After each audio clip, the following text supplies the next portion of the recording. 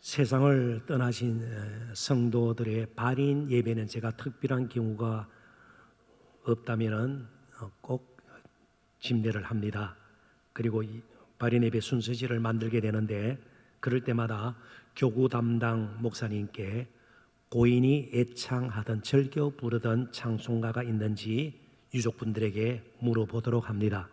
고인을 추모하는 마음에서 그렇게 하죠. 우리 모두에게도 찬송가가 다 좋지만 즐겨 부르는 찬송이 있습니다.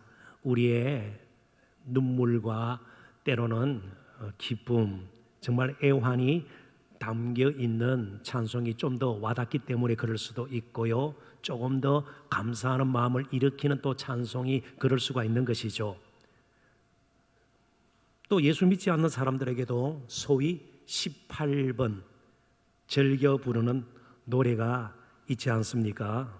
아무튼 이런 식으로 노래와 삶은 우리가 살아가는 데에 불과 분의 관계입니다. 뗄래야 뗄 수가 없는 것이죠. 그리고 실제로 노래가 무슨 힘이 있는 것처럼 또 간절함이 묻어 있는 기도처럼 여겨지기도 합니다. 그래서 농부들은 농부가를 부르지 않아요.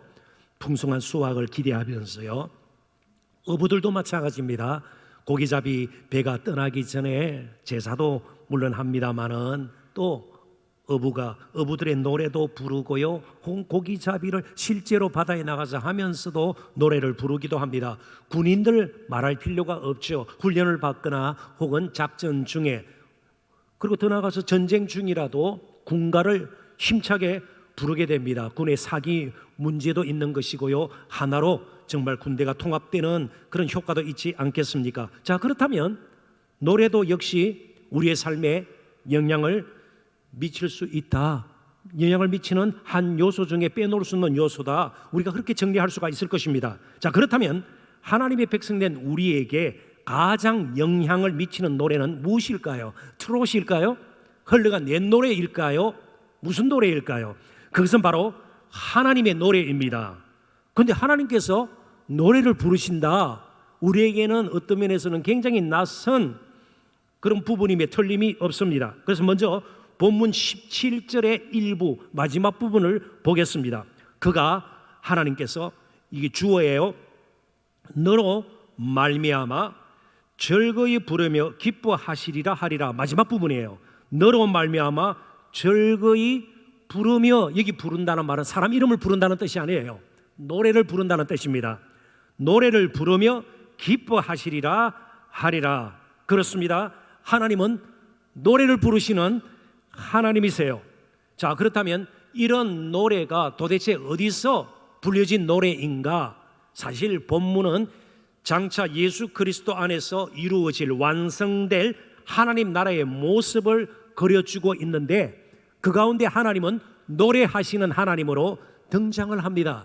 그의 택한 백성을 너무나도 사랑하시고 볼 때마다 기쁘셔서 노래를 부른다는 거예요. 마치 자녀 손들 볼 때마다 혹은 또 좋은 일이 일어날 때마다 콧노래를 부르듯이 말이죠. 하나님께서는 그렇게 노래를 부르시는 것을 보게 됩니다. 그래서 오늘 본문 살펴보겠습니다마는 앞부분에도 남은 자들, 끝까지 하나님의 신실하심을 믿고 믿음을 지킨 자들은 계속해서 크게 노래를 부르는데, 그 노래를 부를 수 있는 근거와 동기가 노래 부르시는 하나님이다 말이죠. 삶의 환경이 아니에요. 넉넉하게 살고 궁핍하게 살고 뭐 대적이 많고 적고 이런 문제가 아니에요. 하나님의 노래 소리가 크게 들리면 더 큰 찬양이 나올 수가 있다는 것이죠. 더 정말 감동적인 예배가 드려질 수 있다는 것이죠. 마찬가지로 우리도 하나님의 노래를 더 깊이 생생하게 들을 수만 있다면 더 힘차고 뜨거운 찬양과 경배를 드리게 될 것입니다. 거룩하고 의롭게 살아라, 그렇게 강요하듯이 억누르지 않아도 하나님의 노래 소리를 들으며 내가 이렇게 귀하고 사랑받는 존재인가를 알게 되면 격을 떨어뜨리며 사는 것이 그렇게 부끄러울 수밖에 없는 것이죠. 세상에 매여 사는 것이 그게 오히려 수치가 되기 때문에 좀 더 거룩하게 살려고, 의로운 길을 가려고 애를 쓰게 되는 것입니다. 그래서 오늘 저와 여러분이 할 일은요, 다른 큰 사역들, 많은 사역에 앞서서 바로 하나님의 노래를 듣는 것입니다. 하나님의 노래를 듣는 일, 이것보다 더 중요한 일이 없는 것이죠. 그럴 때에 우리는 타성에 젖어 습관적으로 하는 신앙의 행위들을 극복하게 될 것입니다. 일상생활 가운데서도 역동적인 하나님 백성의 삶을 살게 될 것입니다. 조금 풀이를 하면 찬양을 위한 찬양, 예배를 위한 예배, 설교를 위한 설교, 그리고 사역을 위한 사역의 수준에 머무르지 않고 정말 감사와 감격, 그리고 기쁨으로 찬양과 예배를 드리게 될 것이고, 또 하루하루 헌신의 삶을 살게 될 것입니다. 하나님의 노래야말로 우리의 인격과 삶에 가장 중요하고 또 분명하게 근본적으로 영향을 미치는 것임을 우리는 다시 한번 마음에 새겼으면 좋겠습니다. 이제 이런 생각을 가지고 오늘 본문을 몇 가지 측면에서 살펴보기를 원합니다. 첫 번째는 확신의 정도입니다. 그러니까 하나님의 노래를 듣는다는 게 귀로 듣는 것이 아니에요. 하나님께서 그렇게 노래를 부르셔서 우리가 육신의 귀로 듣고 그것이 아니죠. 이 말은 얼마나 하나님께서 우리를 귀하게 보시고 정말 소중하게 여기시는가를 마음의 확신으로 새기는 것입니다. 하나님의 노래는 믿음으로 듣는 노래입니다. 그래서 확신의 정도에 따라서 우리의 삶에도 변화가, 차이가 날 수밖에 없는 것입니다. 마치 예수님께서 달리신 십자가를 육신의 눈이 아니라 믿음의 눈으로 볼 때 거기서 회개가 일어나고 다시 결단이 일어날 수 있잖아요. 헌신의 삶을 살고자 다짐을 하게 되지 않습니까? 감사하게 되고 말이죠. 우리 육신의 눈으로 십자가를 우리가 보는 것이 아니죠. 갈라디아서 3장 1절을 한번 보십시오. 어리석도다 갈라디아 사람들아, 예수 그리스도께서 십자가에 못 박히신 것이 너희 눈앞에 밝히 보이거늘 누가 너희를 꾀드냐. 여기 갈라디아 교회 성도들은 예수님의 십자가를 육신의 녹으로 본 적이 없는 사람들이에요. 시대도 다르고요. 또 갈라디아 성도들은 대부분이 이방인들이었습니다. 예수님의 십자가하고는 전혀 연결이 되지 않는 사람입니다. 그렇지만 믿음의 눈으로 그 십자가를 볼 때에 율법주의적인 신앙에 빠지지 않고 끝까지 믿음을 지킬 수 있다, 그런 말이죠. 믿는 만큼 우리의 삶도 달라질 수 있습니다. 확신의 정도에 따라서 우리의 삶이 새로워지기도 하고 구태의연한, 전혀 바뀌지 않는 그런 삶을 그냥 이어서 살아갈 수도 있다는 말입니다. 하나님께서 노래를 부르실 정도로 우리를 사랑하신다는 사실을 굳게 믿지 않으면 우리의 찬양도, 우리의 예배도, 그리고 삶도 역동성을 잃고요, 자칫 우상 숭배의 죄에 그냥 빠지게 되는 겁니다. 하나님보다 돈이 더 급한 거예요. 돈이 필요 없다는 뜻은 아니에요. 다른 사람보다 내가 그래도 옳다, 자기 주장에 빠지는 거예요. 그게 권력 모습으로, 때로는 통제의 모습으로 다른 사람을 응두르려고 하고요, 때로는 다른 사람을 무시하고 판단하고 그런 식으로 나타날 수밖에 없다는 것입니다. 14절부터 16절을 보면서 조금 더 이 부분을 살펴보도록 하십시다. 시온에 따라 노래할지어다, 이스라엘아 기쁘게 부를지어다, 예루살렘 따라 전심으로 기뻐하며 즐거워할지어다. 동일한 말을 세 번 비슷한 그런 명칭을 가지고 반복 사용하고 있죠. 시온의 딸, 이스라엘, 예루살렘 딸, 다 같은 말입니다. 하나님의 백성들, 이스라엘 백성들이에요. 다 노래하고 부르고 기뻐 즐거워하고, 오늘 시온 찬양계처럼 말이죠. 여호와가 내 형벌을 제거하였고 내 원수를 쫓아내었으며 이스라엘 왕 여호와가 내 가운데 계시니 내가 다시는 화를 당할까 두려워하지 아니할 것이라. 그날 여호와의 날, 주의 날로 구약 성경에 나타나는 그런 날이죠. 구원의 날이기도 하고 심판의 날이기도 하고요. 이 날에 사람이 예루살렘에 이르기를 두려워하지 말라, 시온아 내 손을 늘어뜨리지 말라, 낙심하지 말라, 절망 가운데 빠지지 말라. 그러니까 이스라엘 백성들이 기뻐하고 그들이 노래 부를 수 있는 근거는요, 이미 말씀드린 것처럼 그들이 정말 살만한 분위기가 되었기 때문에, 넉넉한 풍족한 삶을 살기 때문이 아니에요. 바로 노래 부르시는, 그들을 지극히 사랑하시는, 너무 기뻐서 잠잠히 사랑하시면서 이스라엘을 정말 최고로 여기시는 그 하나님이 그들의 찬양 근거가 되고 동기가 된다는 겁니다. 그들의 기분이나 감정 상태, 상황 자체가 아니라는 것이죠. 마찬가지로 예수 그리스도 안에서 우리 죄를 사하시고 구원에 이르게 하시고요, 이제 이 세상 그 무엇보다도 우리를 귀하게 여기시는, 너무나도 아끼시는, 사랑하시는, 기뻐하시는, 노래 부르시기까지 우리를 최고로 여기시는 그 하나님이 우리 마음속에 새겨질 때에, 그것이 경험되어질 때에 우리도 마음껏 찬양하고 예배하고 그리고 헌신의 삶을 살아갈 수 있다는 말씀입니다. 17절도 한번 보죠. 너의 하나님 여호와가 너의 가운데 계시니 그는 구원을 베푸실 정는 자이시라. 그가 너로 말미암아 기쁨을 이기지 못하시며 너를 잠잠히 사랑하시며 너로 말미암아 즐거이 부르며 기뻐하시리라 하리라. 정말 하나님께서 우리가 찬양 드리기 전에도 우리를 사랑하셨습니다.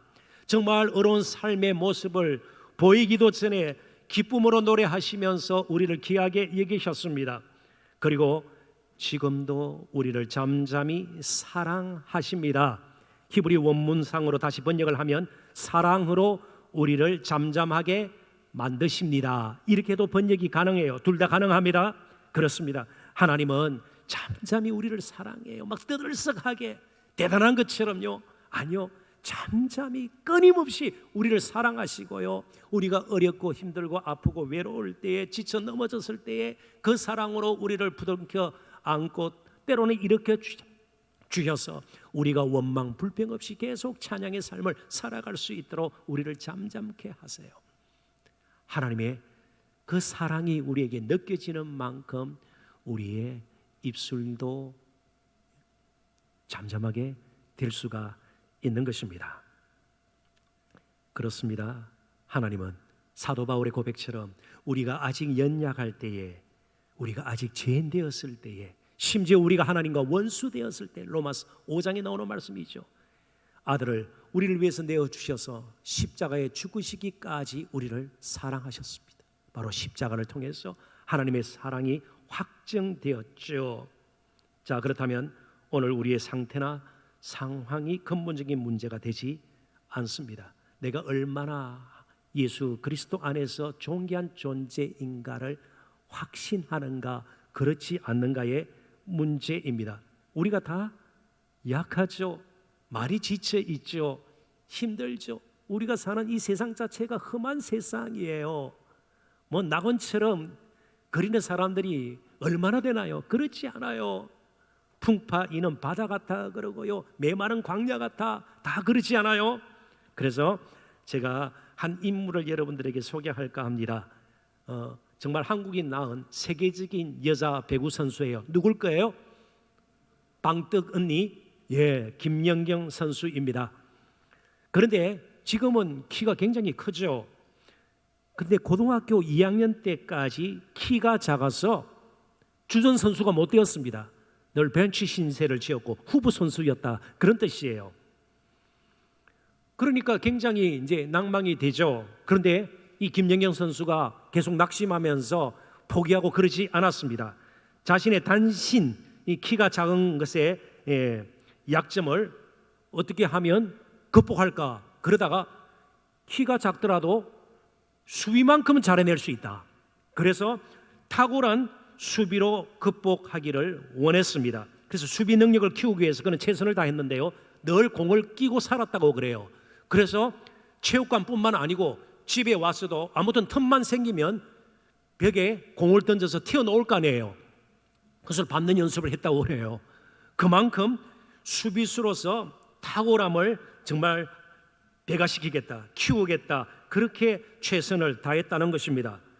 그러다가 고등학교 2학년 때부터 키가 부쩍부쩍 커서 지금의 김연경 선수가 되었습니다. 그래서 공격수로 변신을 했는데 세계적인 공격수들 가운데서도 김연경 선수는요, 수비 능력이 탁월해요. 그래서 공수 능력이 아주 균형 잡힌 그런 선수가 되어서 오늘 정말 세계에서도 돋보이는 배구 선수가 되었습니다.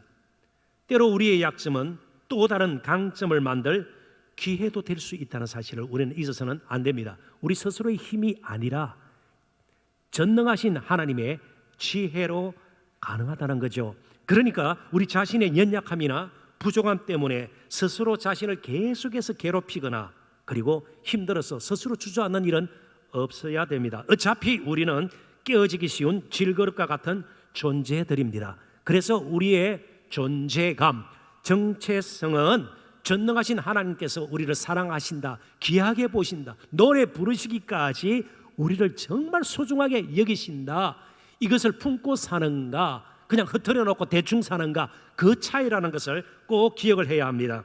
문제는 우리 자신의 겪는 지금 문제들이나 우리를 둘러싸고 있는 삶의 환경 자체가 아닙니다. 무시할 수는 없지만 궁극적으로 우리의 삶의 차이를 내게 만드는 것은 바로 이런 확신입니다.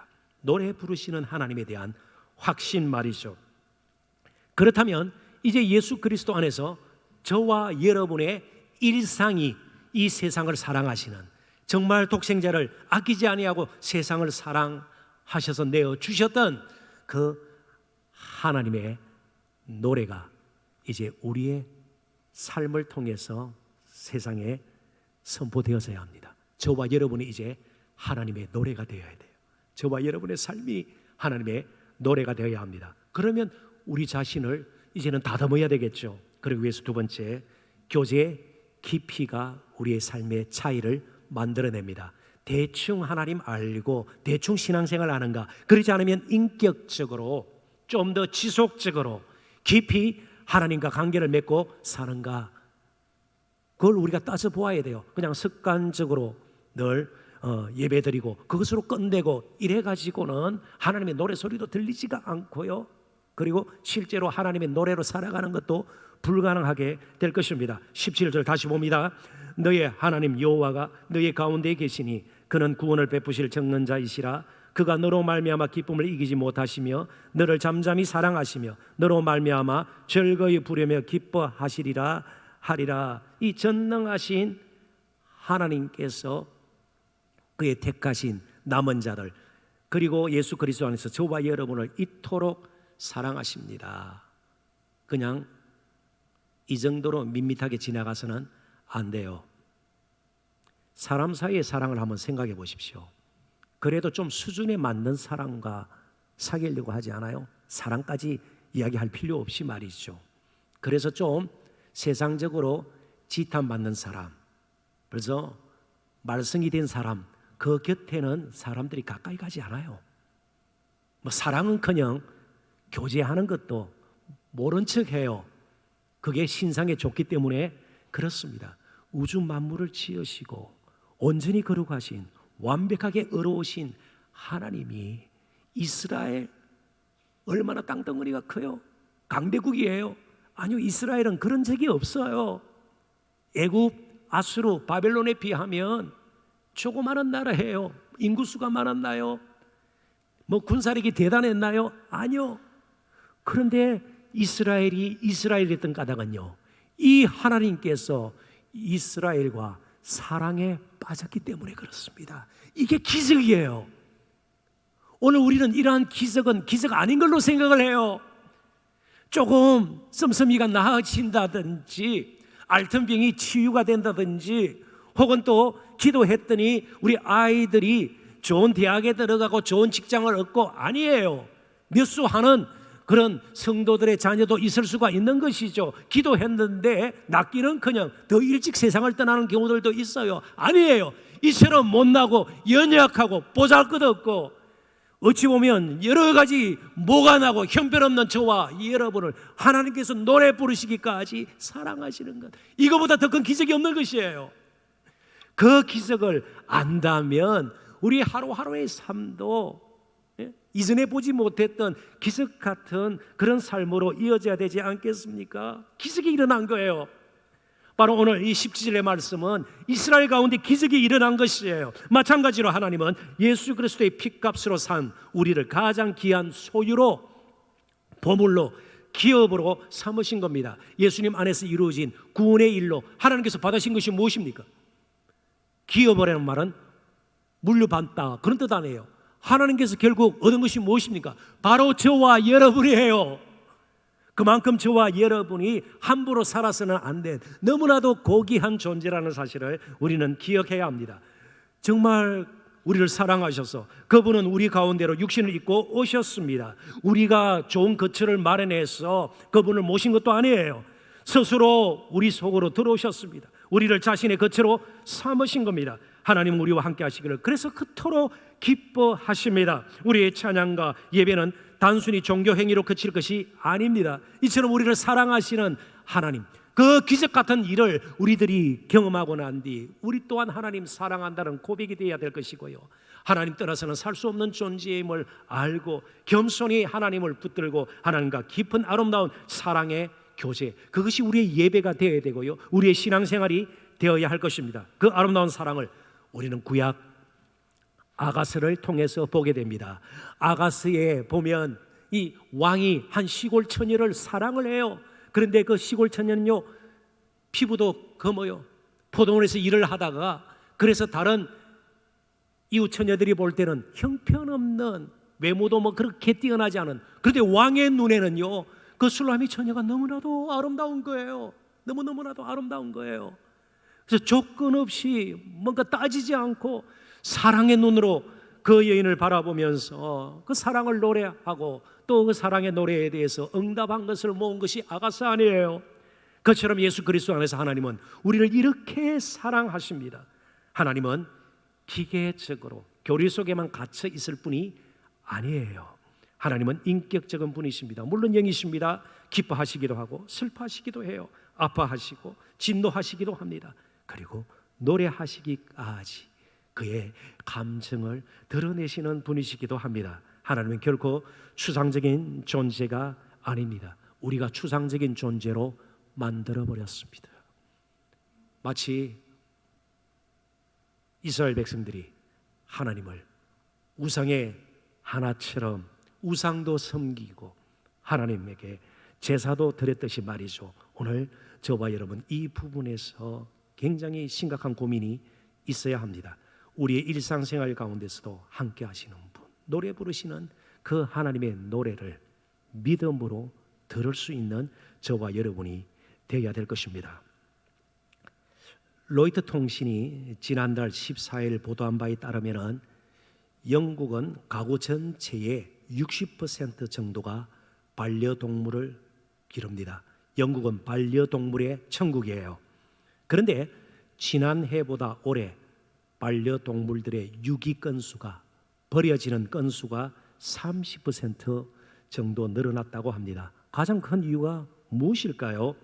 바로 코로나, 우크라이나 전쟁, 그리고 이상기후 등등으로 물가가 치솟는 바람에 사람도 살기가 힘들어지자 반려동물부터 버리기 시작한 겁니다. 그렇다고 사랑하는 마음이 없어진 건 아니죠. 반려동물을 사랑해요. 그렇지만 살기가 빡빡하니까 돌볼 여력이 없으니까 반려동물들을 버린다는 말입니다. 그런데 하나님은 우리를 사랑하시되 무력한 분이 아닙니다. 마음은 그냥 좋은 이웃 아저씨 정도가 아닙니다. 하나님은 전능하신 분이십니다. 우리를 돌볼 힘이 모자라서 우리를 버리시는 일은 없습니다. 그걸 믿고 이제 우리가 살아야 돼요. 두려워하거나 불안해할 필요가 없는 것이 전능하신 그 하나님이 우리를 그토록 사랑하시기 때문입니다. 그 하나님과 깊은 교제를 나누면서 하나님을 알아가는 만큼 우리는 자유로워지고 또 담대해질 수 있습니다. 그러지 않으면 시간이 지나도 수십 년간 신앙생활을 해도 직분이 무엇이든 굉장히 세속적이고요, 아주 청박한 그런 삶을 살아갈 수밖에 없는 것입니다. 하나님을 깊이 아는 것이 그래서 우리에게는 참으로 필요합니다. 어차피 우리 손에서 모든 것이 이루어지는 것이 아니기 때문에 그렇습니다. 18절부터 20절을 보면서 이 부분을 조금 더 강조하도록 하겠습니다. 내가 절기로 말미암아 근심하는 자들을 모으리니 그들은 내게 속한 자라. 그들에게 지워진 짐이 치욕이 되었느니라. 그때에 내가 너를 괴롭게 하는 자를 다 벌하고 저는 자를 구원하며 쫓겨난 자를 모으며 온 세상에서 수욕받는 자에게 칭찬과 명성을 얻게 하리라. 내가 그때에 너희를 이끌고 그때에 너희를 모을지라. 내가 너희 목전에서 너희의 사로잡힘을 돌이킬 때에 너희에게 천하 만민 가운데서 명성과 칭찬을 얻게 하리라. 여호와의 말이니라. 그러니까 이스라엘 백성들 스스로의 힘으로 뭔가 나라의 힘을 키우고 땅덩어리를 넓게 해서 명성을 한번 내어보겠다. 업심여김 받던 외적의 침입을 숱하게 받았던 이스라엘 백성들이 이제는 좀 우리끼리 힘을 합쳐서 평안함을 누려보겠다. 되지 않는다는 거예요. 하나님께서 수치를 제해 주셔야 되고요, 하나님께서 그 명성과 칭찬을 그들에게 돌려주셔야 된다는 것이에요. 하나님은 우리 가운데로 아들을 이제 보내셔서 죄짐을 지게 하시고 수치를 벗어나게 하셨습니다. 우리로 하여금 수치를 당하지 않도록 아들을 십자가에 벌거벗은 몸으로 수치를 당하게 하신 것이에요. 우리를 용납하시고 버리지 않기 위해서 하나님은 아들을 버리셨습니다. 우리를 용납하기 위해서 그러셨죠. 정말 아끼지 아니하시고 아이를 내어주셨습니다. 아들을 내어주셨습니다. 그래서 하나님의 영광을 우리는 기업으로 얻게 되었고 영원한 생명을 이제는 상속받게 되었습니다. 역으로 하나님은요, 저와 여러분을 이제 기업으로 소유로 삼으신 겁니다. 자, 그렇다면 이런 하나님 앞에서 우리가 어떻게 살아야 되겠는가 말이죠. 그래서 세 번째, 이제 결단이 필요합니다. 결단의 여부에 따라서 우리의 삶에 차이가 나고 그리고 달라집니다. 스바냐의 외침이 무엇입니까? 이 선지자가 뭐라고 외칩니까? 대부분의 선지자들과 마찬가지로 늦기 전에 우상을 버리고 하나님께로 돌아오라. 그런데 특별히 스바냐 시대 상황을 볼 때에 스바냐의 외침은 바로 이것입니다. 요시야 왕의 종교 개혁에 동참하라. 이게 왜 중요합니까? 스바냐 선지자가 활동하던 시대가 요시야 왕 때예요. 주전 640년경에서 609년까지 요시야 왕이 통치를 했는데 640년, 주전 640년 혹은 609년이 어느 때쯤인가 하면 당시 나라가 둘로 갈라져 있다가 북이스라엘은 주전 722년경에 아수르의 손에 의해서 완전히 멸망을 당했습니다. 그러니까 이스라엘 백성들이 여전히 우상 숭배에 죄에 빠져서 하나님께 돌아오지 못하고 있는 상황 가운데서 요시야라는 왕이 종교 개혁을 이제 정책으로 삼고 나라를 돌이키려고 하는 거예요. 그런데 동조하는 사람들이 그렇게 많지가 않았습니다. 스바냐 선지자는 외쳤습니다. 이제 결단하고 다음 시대를 우리가 준비하고 장차 우리에게 임할 메시아 시대를 바라보면서 이스라엘이 이제 회개하고 회복이 되어야 된다는 것이죠. 그런데 참 안타깝게도 이스라엘은, 남쪽 유다는 요시야 왕의 개혁에 동참하지를 않았습니다. 그리고 주전 586년에 바벨론에 의해서 완전히 나라가 망하고 맙니다. 한 세대가 지나가기 전에 그런 일이 일어났습니다. 오늘 저와 여러분도 격동의 시대를 살고 있습니다. 이전보다 기후가 만만치가 않습니다. 요즘 주로 100년 만에 주로 이런 표현들이 나와요. 기상 관측 이래로 이런 말들이 나와요. 이전에는 별로 우리들이 경험하지도 못하고 들어보지도 못했던 이상한 병들이 생겨나기 시작해요. 코로나 대표적인 것이에요. 그리고 점점 나라들이 그리고 사람들 사이에 불신과 정오심으로 가득 차기 시작합니다. 오늘 어떻게 우리가 이 위기라고 여겨지는 것들을 개인적으로, 가정적으로, 그리고 교회적으로, 사회적으로, 온 인류적으로 극복할 수가 있겠습니까? 오직 우리를 사랑하셔서 십자가의 아들을 내어놓으시기까지 노래 부르면서 기뻐하시면서 우리에게 다가오시는 하나님께로 우리가 돌아가야 합니다. 너희 가운데 계시니 임마누엘이죠. 하나님이 우리와 함께 하신다. 진정한 임마누엘이신 예수님만이 생명의 권한이시고 우리의 소망이시고 참된 기쁨과 만족을 주실 수 있는 분임을 확신하고 그분만을 따르기로 결단할 때 우리 또한 승리의 노래를 부를 수가 있습니다. 결단하면 은혜 역시 우리에게 넘치도록 부어질 것입니다. 이제 말씀을 맺으면서 우리는 서바냐 선지자의 이름 뜻이 아주 특이한 것을 발견하게 됩니다. 서바냐의 이름 뜻은 비밀리에 간직하다 혹은 비밀리에 보호하다. 하나님은 감추놓으신 그 은혜로 필요할 때마다 다양하게 우리에게 베푸실 것입니다. 그 하나님을 의지하고 그 하나님을 정말 신뢰하고 그 하나님의 노래를 듣고 사랑과 그리고 우리를 향하신 그 은혜를 날마다 경험하면서 하루하루를 살았으면 좋겠습니다. 단장 눈에 보이지 않는다고, 손에 잡히지 않는다고 두려워하거나 불안해서는 안 될 것입니다. 하나님의 전능하심과 우리를 향한 그 사랑을 믿으십시오. 하나님은 서바냐의 하나님이십니다. 기도하십시다.